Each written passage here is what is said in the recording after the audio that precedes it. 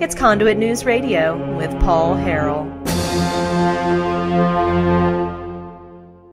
To the program, thank you so much for being with us. Welcome back to the program. We have Fort Smith attorney, Mr. Joey McCutchen's on the line. Joey, it's been too long. How are you, sir?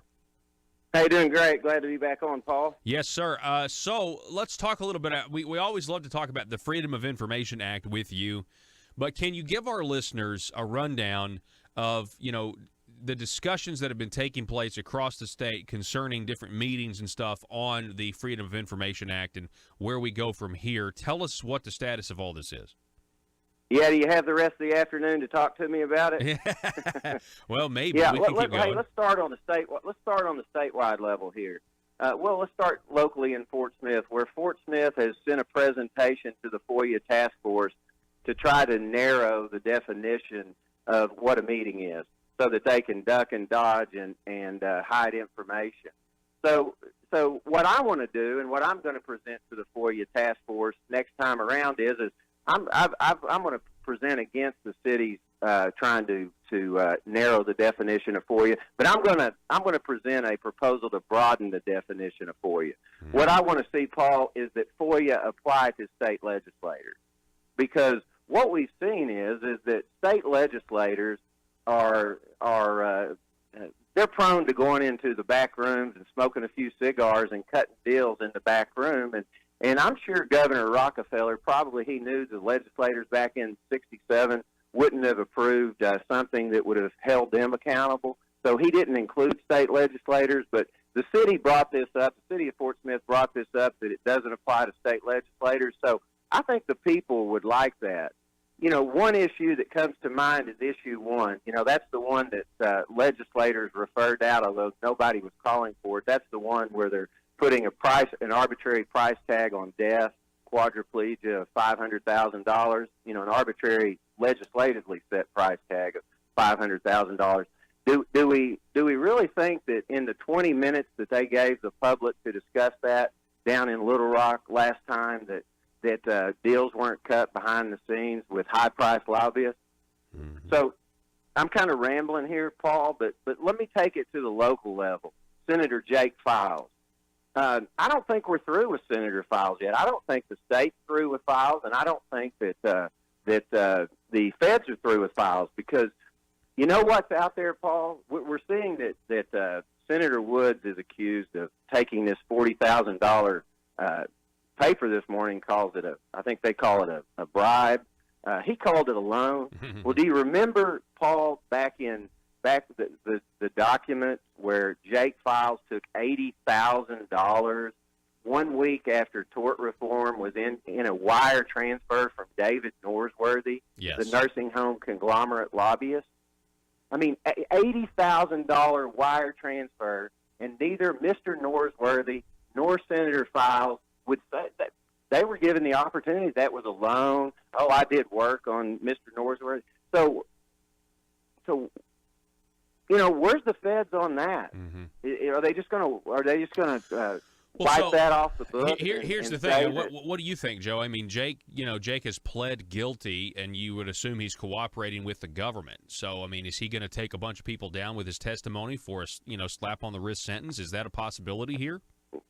Well, he doesn't have to take people down with anything, because the feds have the $80,000 wire transfer document, and they've had it for months now. Mm-hmm. So he doesn't have to take any. David Norsworthy wire transferred Jake Files $80,000 1 week after tort reform was proposed in 2014. Yeah, I don't think we're through with Senator Files. I think Senator Files is going to face more charges, both on a state level and a federal level, or he's rolling on people. And then let's look at Ecclesia, Paul, talking about FOIA. We understand the corruption trials going on, but what's going to happen in the next couple of weeks is I'm going to take the deposition of an Ecclesia records custodian, because I'm requesting records that relate to the Woods transaction, because I filed an illegal exaction suit against Ecclesia. Bob Ballinger has said as recently as 2 weeks before Warren Parrish pled that oh, well, let's give him the benefit of the doubt. Well, and then 2 weeks later he pleads. Well, we need to remember that Representative Ballinger did work for Ecclesia. Then he's given public money. And also, let's not forget that Bob Ballinger is also the one who was behind Issue 1, which put an arbitrary price tag on the value of human life. And we know that was all for special interest, Paul. Come on. Well, we actually interviewed State Representative Ballinger. He was on the program, I guess, a week ago today. And so we did talk about specifically, we had a lengthy discussion about it. A lot of this money, so the Woods money and a lot of the other money that ended up going from general improvement to Ecclesia was for a land deal, and they bought the land for an expansion. Now, Joey, your FOIA lawsuit was, okay, turn over the documents. Ecclesia says, no, we don't have to turn over the documents because we're a private college, and you say, yes, you do because you took taxpayer money. So now Ecclesia came back and they said, well, we're actually a church. And so then you say, well, you can't be a church and take taxpayer money. That's unconstitutional according to the Constitution of the state of Arkansas. And so they really don't want to release the documents. And I'm curious, are we ever going to get those documents? Are we ever going to get the documents that that the college has that they're not giving up? And I'm curious to know whose names are on those documents. Yeah, me too. And I'm as I say, I'm taking a deposition this month. Now they've been putting me off on it, putting me off on the deposition because I'm asking the court to set a hearing. We really need a hearing early in May. I would love to have an early May hearing before all the elections take place. Yeah. Because we need to see what other corruption's out there, if any. Why won't Ecclesia just produce these records? I mean, if they're a private college, but they've received $700,000 of taxpayer money. Why won't they? Why? And again, look at the connection here. I mean, we've got a law firm, the Story Law Firm, who Mr. Ballinger is associated with, who is representing Ecclesia now. And Mr. Ballinger, as a public official, gave money to that private college. And I'm sure back in the back rooms there were deals cut that he was pushing for more money. But he's represented them in land deals also. I mean, what's wrong with that picture? I mean, the appearance of impropriety. Yeah, and that's shocking. what it is. Yeah, and when I was talking to him on last Thursday, I was just like, all of this stuff needs to be disclosed. There needs to be. Certainly we need to know about it generally, but just in practice moving forward. If you take some of these hypotheticals or you take the real world examples, the people need to know what's going on. And that's why general improvement money was so ridiculous. I mean, in his testimony yesterday in the public corruption trial of John Woods, former state representative Mike O'Neill, who pled guilty to taking $38,000 in kickbacks, he called the general improvement fund a, quote, slush fund. That's what he said on the stand yesterday. I heard him. Oh, so were you in the courtroom or? No. I okay. You read about up with it on the. Yeah. But and then taking $18,000. In two envelopes filled with $100 bills. Mm-hmm. I mean, and again, it just speaks to the broader corruption that's out there. This pattern is all too striking. When Jake Files in Fort Smith recently has pled to corruption charges involving stealing gift money. Also, yeah, I had folks come to me on that issue. And I got this document. Also. This document, a wire transfer from David Norsworthy, who, again, is Michael Morton's partner. I mean, Michael Morton, the same Michael Morton nursing home owner who was in the fiasco in Conway, the corruption in Conway, where Judge Maggio was bribed. Yeah. I mean, pled guilty to taking a bribe, too. Yeah, he sure did. There's a lot of pleas. There's a lot of these public officials are pleading guilty. I mean, it's amazing. We need to actually get a list together. How many more there are going to be?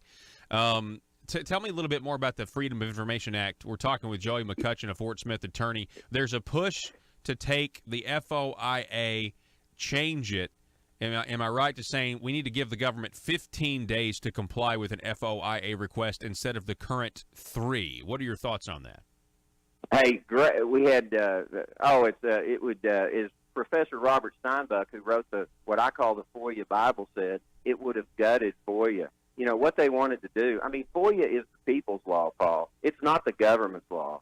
And as was said, I testified in the hearing 2 days ago. The FOIA task force did an amazing job. They shot that proposal down, voted no to recommend it for the next session, and that proposal basically being that government is supposed to. Number one, there's a fallacy out there that there's a 3-day rule for government to produce records. Really, they're supposed to produce them immediately. And if they can't find them or they need then they have 3 working days to produce the record. What they proposed last session was to lengthen it to 15 days if the request was, quote, overburdensome. And then they could have lengthened it even more and more to respond to our records request. Well, the committee unanimously voted that, said, we would not recommend that to the legislature. And a wonderful job. Now next session, or next task force meeting, July 9th, an extremely important meeting. They're going to consider Senate Bill 373, which was, again, guess who brought that bill? Which would have Senator Hester, right? Senator Hester. And guess who sat on the committee that hurt the bill in the House?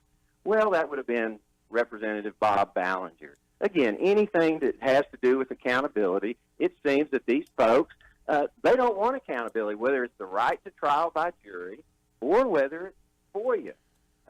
But Senate Bill 373 combined with the bill we just talked about, 1622, would have taken, experts say, Professor Robert Stein, would have taken our FOIA law from the strongest in the country for 50 years to the weakest in the country. This task force or this committee, they're trying to consider what to recommend to the legislature. And so SB 373 failed. It couldn't get out because people, I think, figured out what it was. Now, the interesting thing about that bill was it was going to allow government attorneys.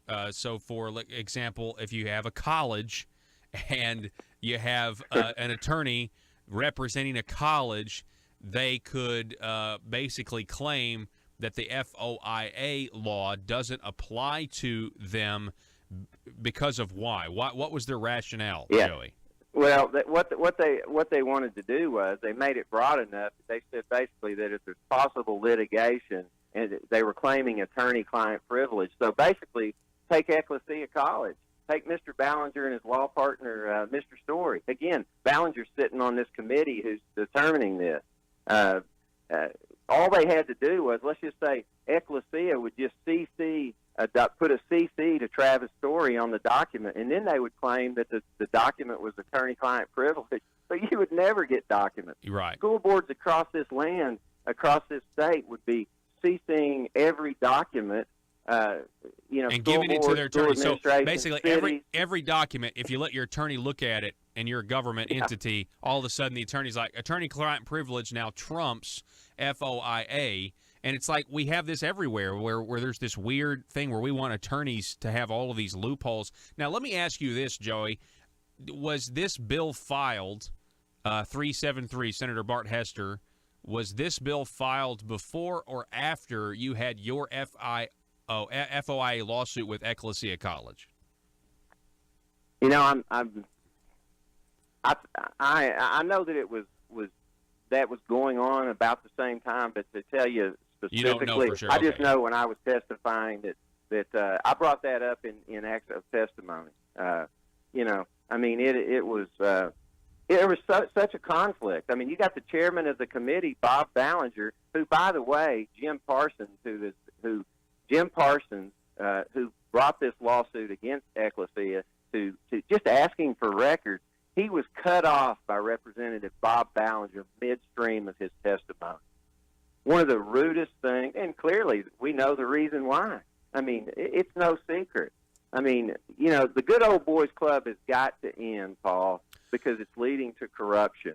And we have got to keep FOIA laws strong. We've got to keep the right to trial by jury strong. We cannot weaken those two accountability instruments, because you know what?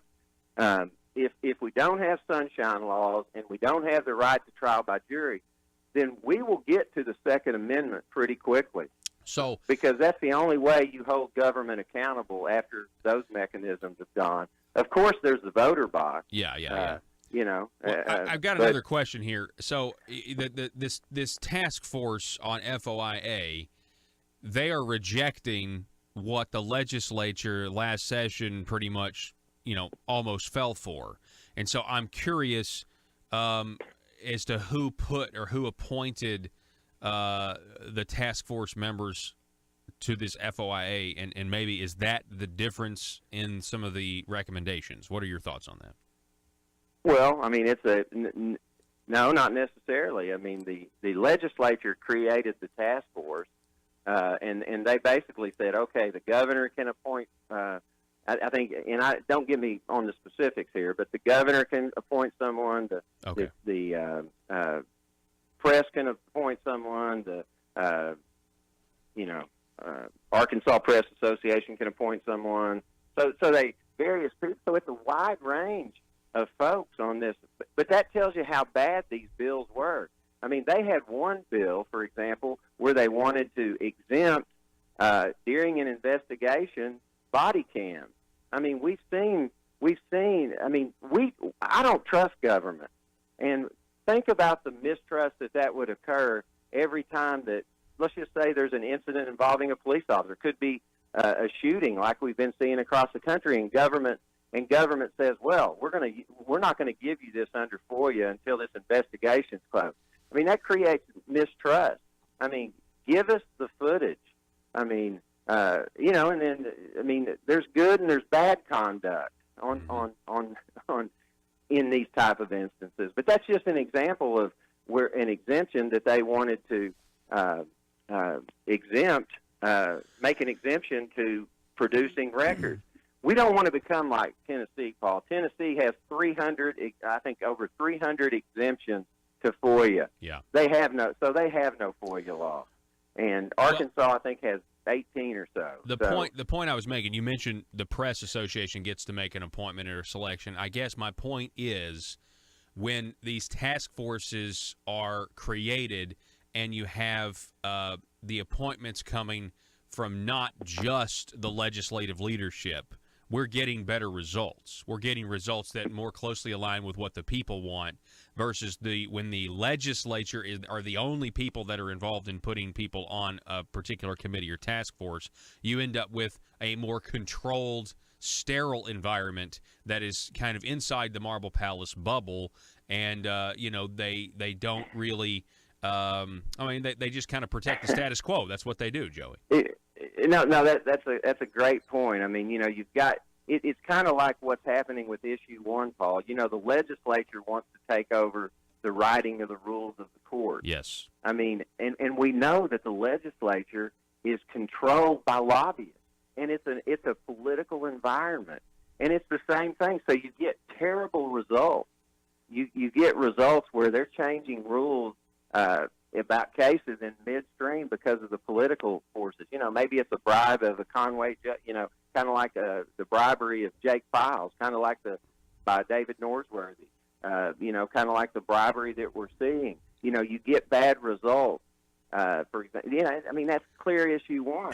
But when the courts make the rules, you have lawyers from both sides taking their time with courts involved.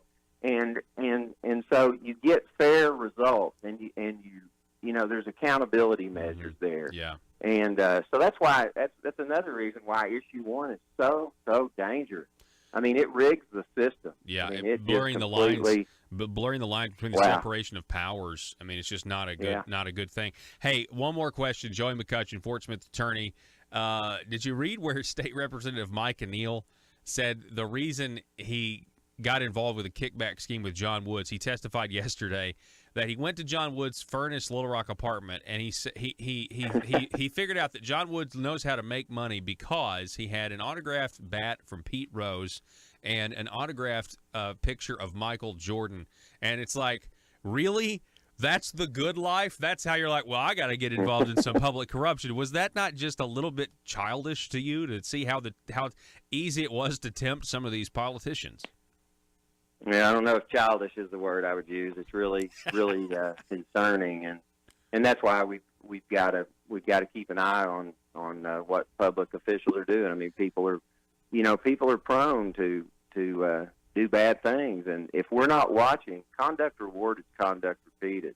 And if you're making decisions about whether Pete Rose or Michael Jordan's on somebody's walls, then it's concerning. Yeah. And but I'm really so pleased with the FOIA task force. But the next FOIA task force is going to be huge. They're going to be looking at the definition of a meeting, which the city of Fort Smith, what they want to do is just make the definition so narrow that they just kill FOIA. Yeah, and they can do business through email out, and they can have little meetings and not have to answer to the people.